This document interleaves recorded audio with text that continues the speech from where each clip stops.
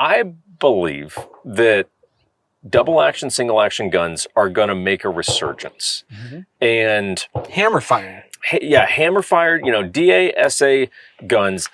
I believe people think of them as like, hey, they're retro cool. They're not relevant. They're just retro cool, and it's something I like having in the collection. So I don't shoot them. I just think it's cool to own a 226 or a PX4 or whatever the gun is, right? But I think something, and it's also a compliment to you guys. I think something that you guys have done incredibly well. If you look at the roster of what you guys offer, a good portion of it is on DASA, hammer-fired guns.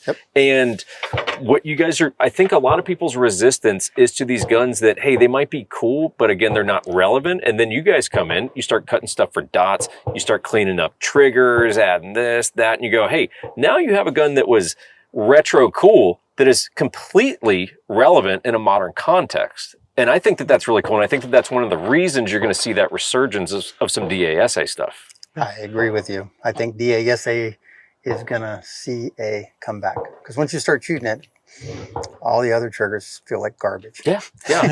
And I almost only shoot hammer fire guns. Now, granted, it's a lot of 1911s, 2011 stuff like that. I've got a P30L from you guys. It's like, I love hammer fire guns, man.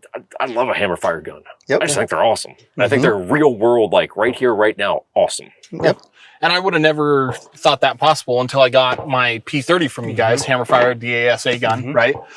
And then when we were doing this video, I am in the category of, I wasn't interested in the PX4, and this sounds silly, but again, working behind a gun counter, you hear this often, like, I don't want that gun because it's aesthetically not pleasing.